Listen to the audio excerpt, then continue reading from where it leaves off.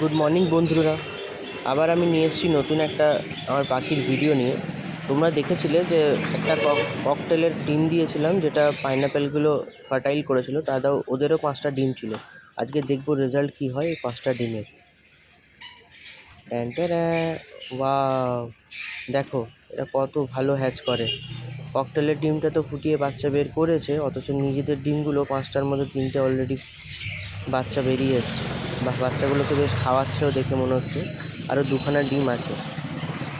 এই দেখো, এটা হচ্ছে মেল, এই মহান ব্যক্তি।